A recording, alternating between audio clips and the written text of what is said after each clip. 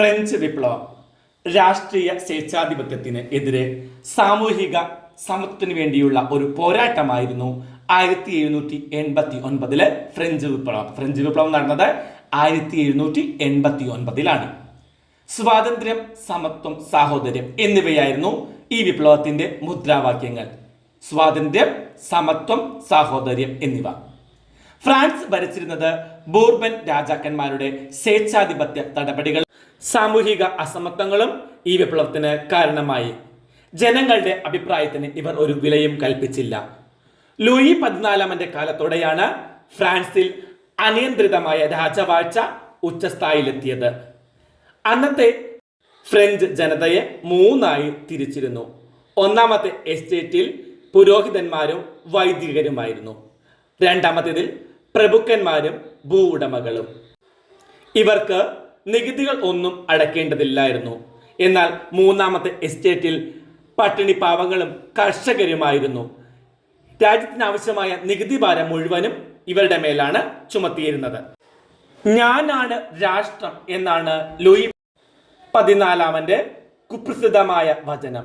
ഈ ആശയത്തിന്റെ ശക്തമായ പ്രതിഫലനമായിരുന്നു ഫ്രഞ്ച് പാർലമെന്റായ എസ്റ്റേറ്റ് ജനറൽ 1614 ശേഷം വിളിച്ചുകൂട്ടിയിരുന്നില്ല. ഇപ്പൊ ഫ്രാൻസിലെ പാർലമെന്റ് വിളിച്ചുകൂട്ടിയില്ല. പാർലമെന്റ് പേരാണ് എസ്റ്റേറ്റ് ജനറൽ. ഫ്രാൻസിലെ നിയമങ്ങൾ അനീതി നിറഞ്ഞതും ക്രൂരവുമായിരുന്നു. തത്വചിന്തകന്മാരുടെ സ്വാധീനം.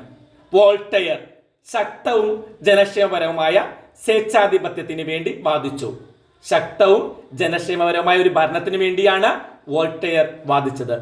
മോണ്ടെസ്ക്യൂ നിയന്ത്രിത രാജവാഴ്ചയെ അനുകൂലിച്ചു. രാജാധികാരം ദൈവദത്തമാണെന്ന വാദം റൂസോ തിരസ്കരിച്ചു. മനുഷ്യൻ സ്വതന്ത്രനായി ജനിക്കുന്നു, എന്നാൽ എവിടെയും അവർ ചങ്ങലയിലാണ് എന്നാണ് റൂസോ തന്റെ സോഷ്യൽ കോൺട്രാക്ട് എന്ന പുസ്തകത്തിൽ പറയുന്നത്. 1688 ഇംഗ്ലണ്ടിലെ രക്തരഹിത വിപ്ലവവും 1776 അമേരിക്കൻ കോളനികളുടെ സ്വാതന്ത്ര്യ സമരവും ഫ്രഞ്ച് വിപ്ലവത്തിന് ആവേശം പകർന്നു. 1688 ഇംഗ്ലണ്ടിലെ രക്തരഹിത വിപ്ലവം, 1776 അമേരിക്കൻ കോളനികളുടെ സ്വാതന്ത്ര്യ സമരവുമാണ് ഫ്രഞ്ച് വിപ്ലവത്തിന് ആവേശം പകർന്നവ. ഫ്രഞ്ച് പാർലമെന്റായ സ്റ്റേറ്റ് ജനറൽ വിളിച്ചുകൂട്ടിയത് വിപ്ലവത്തിന് തുടക്കം കുറിച്ചു. സ്റ്റേറ്റ് ജനറലിലെ 1-2 എസ്റ്റേറ്റുകൾ തങ്ങളെ പരാജയപ്പെടുത്തും എന്ന് മനസ്സിലാക്കിയ മൂന്നാമത്തെ എസ്റ്റേറ്റ് ദേശീയ അസംബ്ലി എന്ന് സ്വയം നാമകരണം ചെയ്ത് അടുത്തുള്ള ഒരു ടെന്നീസ് കോർട്ടിൽ സമ്മേളിക്കുകയും ഈ അസമത്വങ്ങൾക്കെതിരെ പോരാടാൻ ദൃഢപ്രതിജ്ഞ എടുക്കുകയും ചെയ്തു. ഇതാണ് ടെന്നീസ് കോർട്ട് പ്രതിജ്ഞ. അപ്പൊ മൂന്നാം എസ്റ്റേറ്റുകാർ ഒന്നിച്ചുകൂടുകയും അവർ തങ്ങളുടെ എസ്റ്റേറ്റിനെ ദേശീയ അസംബ്ലി എന്ന് നാമകരണം ചെയ്യുകയും ചെയ്തു. അവിടെ ആ ടെന്നീസ് കോർട്ടിൽ അവൾ ഒരു പ്രതിജ്ഞ എടുത്തു. ഈ സംഭവമാണ് ടെന്നീസ് കോർട്ട് പ്രതിജ്ഞ എന്ന് അറിയപ്പെടുന്നത്. കുറെ നാളുകൾക്ക് ശേഷം രാജാവ് പ്രതിനിധികളുടെ ആവശ്യത്തിന് കീഴടങ്ങുകയും ദേശീയ സഭയെ അംഗീകരിക്കുകയും ചെയ്യുന്നു. ബാസ്റ്റിൽ കോട്ടയെ ആക്രമിക്കുകയും തടവുകാരെ മോചിപ്പിക്കുകയും ചെയ്തു. ഇങ്ങനെ വിപ്ലവം രക്തരൂക്ഷിതമാകാൻ തുടങ്ങിയതോടെ ഗത്യന്തരമില്ലാതെ ലൂയി 16 കീഴടങ്ങുന്നു.